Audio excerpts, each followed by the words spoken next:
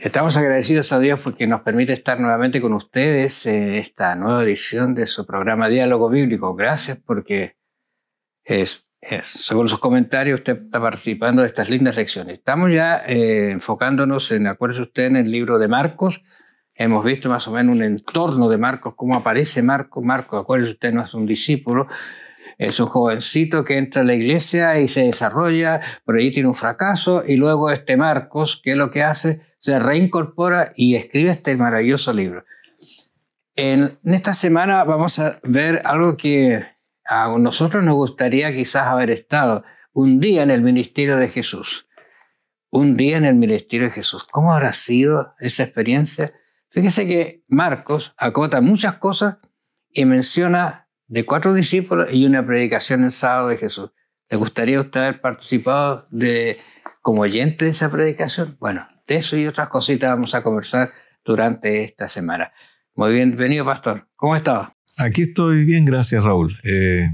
Bien, para seguir comentando el Evangelio de Jesucristo, como le llama Marcos como evangelista, y contando cada uno de los relatos que él en poquitas palabras nos muestra a nosotros y que nos deja un gran mensaje, comenzando en esta semana hablando de el llamado que Jesús empieza a realizar con los primeros hombres que lo acompañaron en su ministerio, y eso fue en Galilea.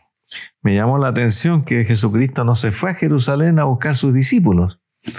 La mayor parte de los discípulos de Cristo los encontró en el norte, es decir, a más de 100 kilómetros de Jerusalén y en el mar de Galilea, y allí Jesucristo llama a los primeros 4 pescadores al ministerio. Allí está Pedro, Simón Pedro, Andrés, Santiago y Juan. Juan es el teólogo, no es el Juan Marco, ¿no? Claro, porque teólogo. Marco no es un discípulo. Es interesante porque Mateo tiene su forma de hablar acerca de Jesús, de los discípulos, y enfoca el Sermón del Monte también. Pero Marcos, fíjate aquí, leyendo en 1:17, dice, y les dijo, mira, bueno, uno reflexiona sobre esto porque esto es lo que escribió Marcos, dice, y les dijo, venid en pos de mí y haré que seáis pescadores de hombres. Uno llega hasta allí, este es el llamado. Pero ¿cuál es la respuesta? Siempre pensaba en esta... Dejándolo todo, le siguieron.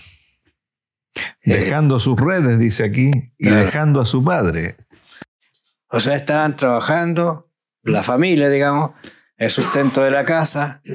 Por eso es importante cuando se cuenta después el milagro de la barca, se llena de peces. Pero sí, en este caso dejó todo, voy a decir así, por seguir a Jesús. Lógicamente tiene que haber habido un antecedente anterior de que conocían, que habían hablado, que andaba el Mesías, ¿no es cierto? Porque ¿cómo lo acepta una persona que lo llama? ¿Cómo lo reconoce? Lógicamente el Espíritu Santo está trabajando acá en las mentes de estas personas. Sí, y bastante importante esto de que ellos dejaron, Ellos tenían trabajo, eran personas ocupadas, pero dejaron allí su trabajo, su familia, para seguir a Jesús. Ahora, interesante porque cómo nace un misionero, porque fíjate, acá dice, y dejándolo luego, sus redes le siguieron, dejaban el trabajo. Pasando por allí, un poco más adelante, vio a Jacobo, hijo de Zebedeo, y a Juan, su hermano, también, ellos en la barca. O sea, estos 4 eran pescadores entonces, que remaban las redes. Perdón, remendaban las redes. ¿Qué pasa después? Y luego los llamó, y dejando a su padre Zebedeo en la barca con los jornaleros, le siguieron. Oye, ¿qué está haciendo Marco acá? Está puntualizando estos 4 que dejaron todo. Sí. Yo pienso que Marco está reflexionando sobre su vida, porque en algún momento él no quiso dejar todo. Sí. Pero aquí ha madurado, y por eso que después vemos a Marco tan metido en el Evangelio, trabajando con Pedro, con Pablo, ¿no es cierto?, en el Evangelio. Sí, a mí me gusta esta expresión que dice allí, y haré que seáis pescadores de hombres. Hay otra versión que dice, y os haré pescadores de hombres. Y para nosotros como cristianos, aprendemos de que el que nos transforma en pescadores de hombres espiritualmente, según el Evangelio de Jesús, es una obra divina. El poder está en Cristo, el poder está en Dios. Ninguno de nosotros puede hacerse a sí mismo un ganador de almas para Cristo. Ese es un don que Dios le entrega a la persona y es una institución divina. Y en el idioma griego esta palabra también se puede traducir y os prepararé para que seáis pescadores de hombres. Produciré en vosotros pescadores de hombres. Convertiré a vosotros en pescadores de hombres. Los estableceré como pescadores de hombres. Es decir, son palabras que son sinónimas de acuerdo al mismo lenguaje griego cuando Jesús menciona y haré que seáis pescadores de hombres. Yo creo que uno podría reflexionar sobre una persona que conoce a Jesús, deja todo y se va a predicar. Uno podría decir, ¿está 100% correcto? Porque yo creo que aquí hay un antecedente de conocimiento y no sé, si no se me capta la idea, porque de repente alguien dice, oye, salgo a predicar y la responsabilidad de la familia, la responsabilidad de un hogar, de la enseñanza.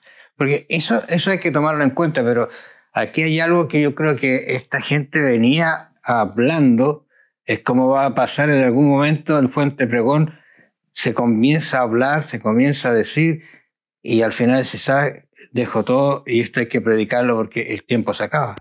Sí, y es importante también la decisión humana, porque los apóstoles conocieron a Jesús y a los pocos días Jesús les dice, vengan en pos de mí, os haré pescadores de hombres.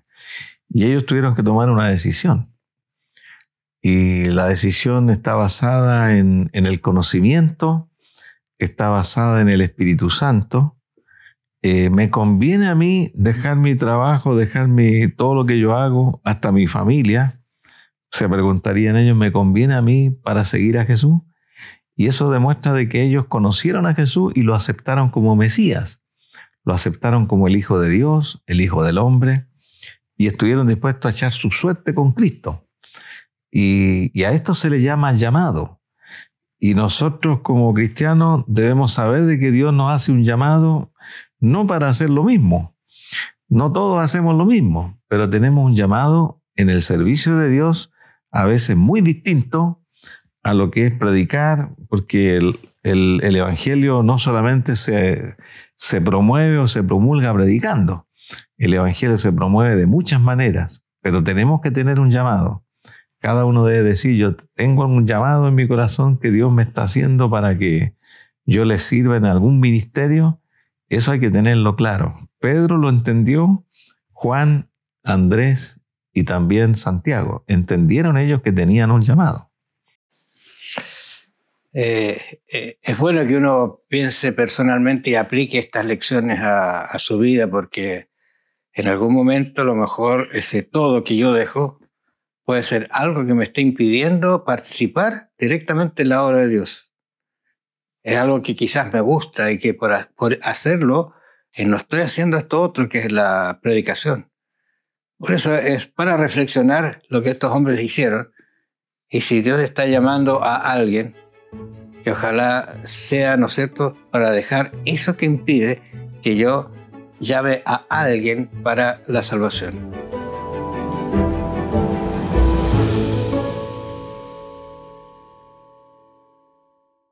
Como estamos viendo nosotros acerca de un día en el ministerio de Jesús, vamos a conversar un poquito de un inolvidable servicio de adoración.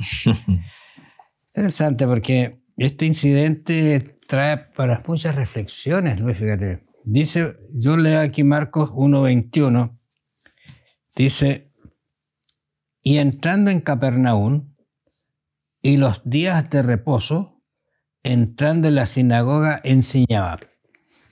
¿Sabes que yo tengo varias cosas que podría hablar de esto? Porque bien, no dice que entrando en Capernaum los días de reposo, sino y los días de reposo. O sea, él en los días de reposo iba a la iglesia, entraba a la sinagoga, Sí. y enseñaba. Y se admiraban de su doctrina porque les enseñaba como quien tiene autoridad y no como los escribas. Otro temazo. ¿Cómo se tiene autoridad, no es cierto? Ujú. Cuando hay un conocimiento de la verdad y se respalda con la Biblia lo que nos está diciendo. Versículo 23.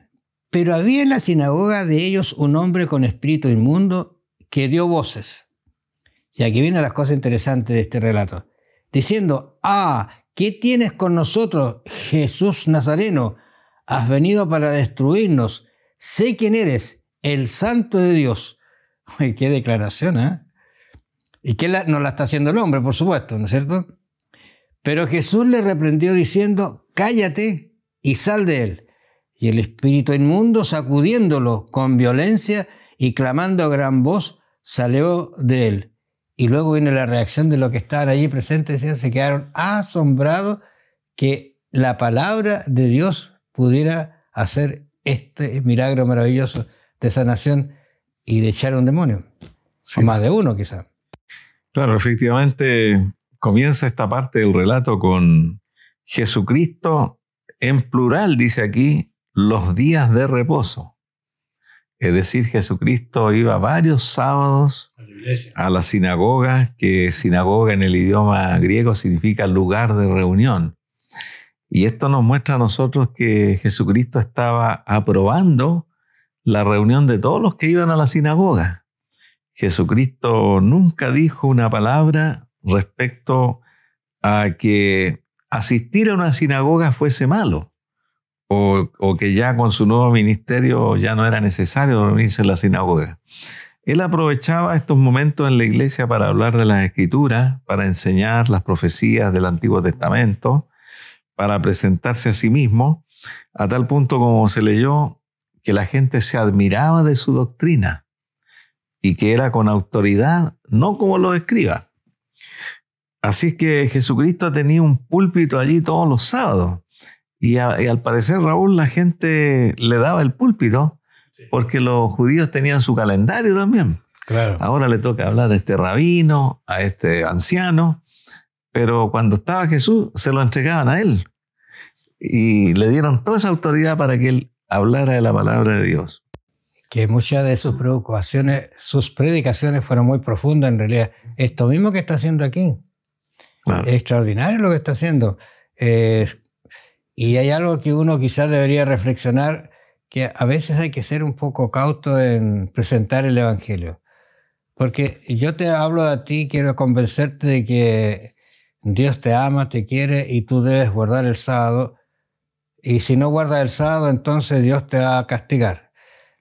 Puede ser una predicación que tiene cierta verdad, pero no es la forma de llegar a una persona. Claro. Y aquí Jesús va a decir, mira, cállense al demonio. No digas eso. ¿Por qué? Porque algo estaba o iba a producir un efecto negativo en la predicación de Jesús. Era demasiada luz para los personas. Era en el momento. ¿Y qué tuvo que pasar? Si uno lee más adelante se va a dar cuenta que él tuvo que salir de allí. ¿Por qué? Porque no era el momento ni la hora. Hay momentos en que uno puede decir la verdad. Yo lo recuerdo una vez que tuve que dar el tema de la alimentación mientras me servían una once que yo no esperaba. Sí. Y cuando vi la mesa me di cuenta de que allí estaba algo que yo no podía comer y Sí. le hice el tema de la alimentación y gracias a Dios lo aceptaron. Claro, acá vemos algo importante porque dice, había en la sinagoga de ellos un hombre. Esto significa que este hombre endemoniado era asistente frecuente a la sinagoga. Pero como escuchó a Jesús una vez un sábado, lo volvió a escuchar después y este hombre estaba endemoniado. Usted sabe que los endemoniados no siempre se declaran. Usted lo puede ver tranquilo. Pero cuando este endemoniado quiso ya tomar decisiones de seguir a Cristo, allí el espíritu malo lo tomó. Y es allí cuando empieza a hablar, has venido a destruirnos, ¿quién eres? Sé quién eres, el Santo de Dios. Entonces, Jesucristo no necesitaba esa publicidad ni esa información de parte de los demonios. Porque los demonios, uno podría decir, este demonio dijo la verdad aquí. Habló que era el santo de Dios. Pero Jesucristo no quería que su evangelio se manchara con palabras del príncipe de las tinieblas. Inmediatamente lo reprendió y sacó el demonio de esta persona. O sea, esta persona fue liberada ahí en público, en un acto de culto, en un acto de adoración en medio de la sinagoga. Todos se asombraron porque se dieron cuenta que la palabra de Cristo tenía poder, no solamente sobre las mentes humanas, un poder para arrojar los demonios que eran tan poderosos considerados en aquellos años. Fíjate que en el 29 dice, al salir de la sinagoga, la reunión había terminado, extraordinaria, Sí. Había mucha gente, lo siguió, pero dice, al salir de la sinagoga, vinieron a casa de Simón, Andrés, con Jacobo y Juan. Y la suegra de Simón estaba acostada con fiebre y enseguida le hablaron de ella. O sea, los discípulos habían recibido esta instrucción del hombre que está enfermo. Le hablaron, mira, mi suegra está enferma, puede hacer algo, estoy pensando acercar, puede hacer algo por ella.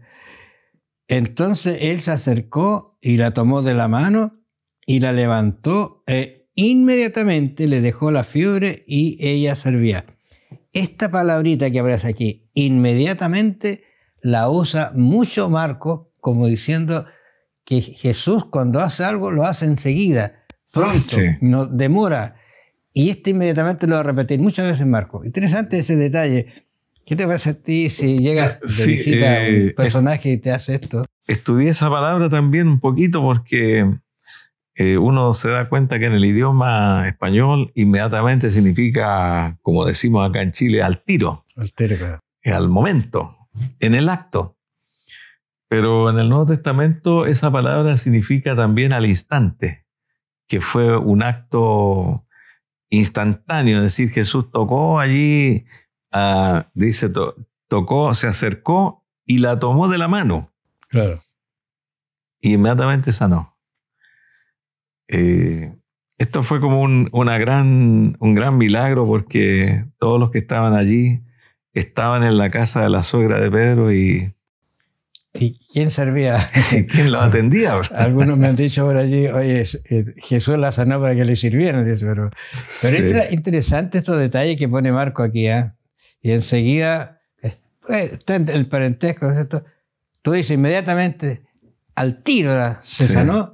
Y se sanó de tal manera que recuperó todo su cuerpo a la normalidad, porque dice, y le servía y estuvo tranquilo ayudando. Tú sabes que una fiebre se pasa y queda el cuerpo como molido, con molestia. Y es importante que les haya servido porque después no tuvieron tiempo. Claro. Llegaron esa noche, como dice después, cuando llegó la noche, luego que el sol se puso, le trajeron todos los que tenían enfermedades y a los endemoniados. O sea, empezó esto en la sinagoga, siguió con la suegra de Pedro y la casa después se agolpó la gente y Jesús trabajó hasta horas de la noche sanando gente. Qué agotadora es la vida de Jesús en realidad. Estamos viendo un día de sábado aquí, agotador, porque de la sinagoga habló, sanó, la suegra sanó y después vino la gente, se corrió la voz y no sé hasta qué hora estuvo sanando, predicando y hablando a la gente. Y sanó hasta el último. Claro. No dejó ninguno, ven mañana. Mañana te atiendo.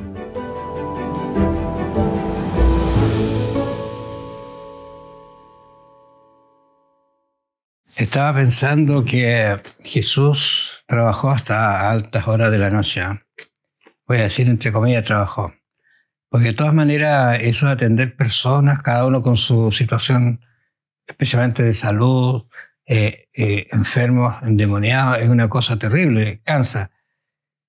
Pero ¿cuál era el secreto de ese ministerio de Jesús? Y aquí hay algo que me gusta mucho y que sería bueno que uno también lo practicara, porque si tú vas al versículo 35 del capítulo 1 que estamos comentando, dice, Levantándose muy de mañana, siendo aún muy oscuro, salió y se fue a un lugar desierto y allí oraba.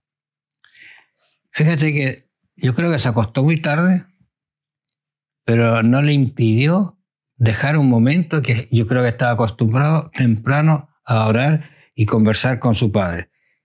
¿Qué te parece? Es un ejemplo que quizás deberíamos seguir como personas, Sí, dejar las primeras horas para conversar con Dios. Recordemos que Jesús tenía en ese tiempo unos 30 años, dice Claro. la Biblia. Era un joven con mucha energía, pero Jesucristo no solamente usaba su energía física propia de la edad o de su salud que él tenía, sino que Dios le dotaba a través del Espíritu Santo una energía especial, porque así como Elías recorrió 40 días y 40 noches y no se cansó, así lo dice el Antiguo Testamento en Primera de Reyes capítulo 19, y Jesucristo también era dotado de esa fuerza especial para hacer la obra, pero aún así, con todo un día de trabajo, Jesucristo también se cansaba, pero tenía que llenar esas baterías espirituales como hombre, como ser humano, y es allí donde se levantaba muy de mañana, tal vez durmiendo unas poquitas horas, se levantaba porque él confiaba que la oración le iba a dar fuerza, le iba a dar poder para cumplir las actividades del día siguiente. Así que dice, muy oscuro salió, muy oscuro. Eso podemos decirlo, no sabemos en qué tiempo estaba allí Jesús, pero tiene que haber sido muy temprano. Muy temprano. Incluso dice, le buscó Simón, versículo 36, y los que con él estaban, y hallándole le dijeron, todos te buscan. Y él les dijo, vamos a los lugares vecinos para que predique también allí, porque para esto he venido. Y predicaba en las sinagogas de ellos en toda Galilea y echaba fuera demonios. Sí. Pareciera, Luis, que es muy recurrente esto de los demonios en la época de Jesús, al parecer. Había una enfermedad como decirlo así, como una pandemia recurrente, porque sí, siempre Jesús está tocando con personas que están endemoniadas. Y aquí nos estamos encontrando. Sí, hay un libro que muchos conocen que se llama Deseado de todas las gentes, y en ese libro se expresa, de acuerdo a toda esta historia que refleja allí la autora, que Jesús vino al mundo en la época más oscura de la historia, cuando había mucha superstición, los demonios se posesionaban de la gente, había mucha maldad, había un dominio de las tinieblas tremendo, a pesar de que ellos tenían una religión como los judíos, pero era una religión sin poder, sin autoridad, y era una religión que no llegaba al pueblo. Solamente los eruditos podían conocer la Biblia y tener sus reglas y reglamentos. Entonces aquí también vemos en este texto que leíste, Raúl, Jesucristo siguió predicando en las sinagogas de ellos en toda Galilea.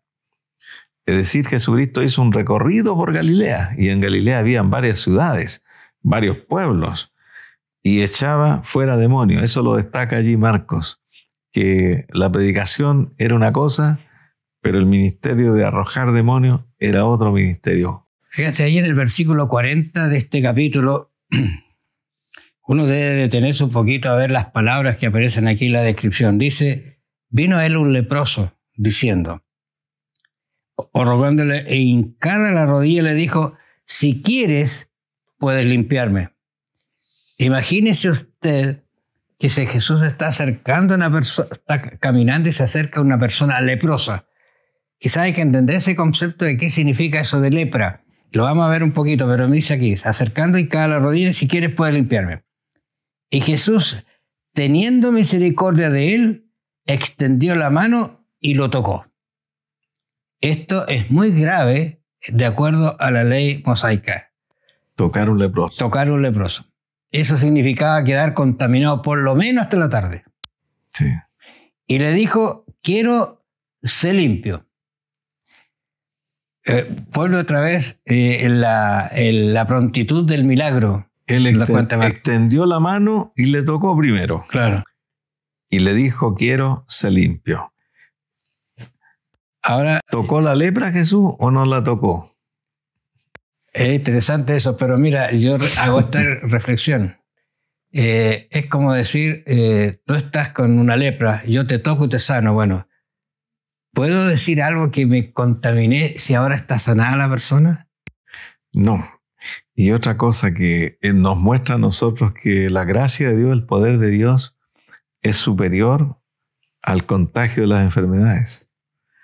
Ahí también tenemos una enseñanza importante porque el poder que Dios le dio a Jesús a través de sus oraciones del Espíritu Santo, se lo dio también Jesús a los apóstoles. Dice que las serpientes os morderán y no les pasará nada. Es algo grande, pero nadie se atrevería a tocar un leproso, solo Jesús. Exactamente. Ahora, el incidente que sigue también es muy decidor. Quizás pongamos atención a ello. Dice, dice el 42, así que él hubo hablado, al instante la lepra se fue de aquel y quedó limpio. No había lepra. Entonces, y aquí viene una declaración que pone Marcos, dice, y entonces le encargó rigurosamente y le despidió luego y le dijo, mira, no lo digas a nadie nada, sino ve, muéstrate al sacerdote cumpliendo la ley que debía hacerlo, según Levítico, y ofrece por tu purificación lo que Moisés mandó para testimonio de ellos.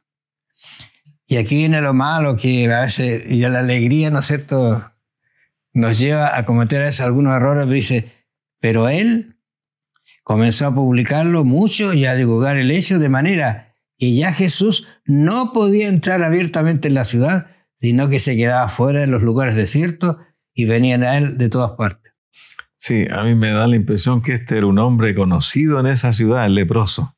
Claro. Y que había sido leproso por largos años, y como siempre se cuenta, la vida de un leproso era una vida muy triste. Lejos, solo, no se podía acercar a ningún lugar. Inclusive habían leprosarios, lugares que eran espacios grandes designados para que ellos se manejaran y caminaran.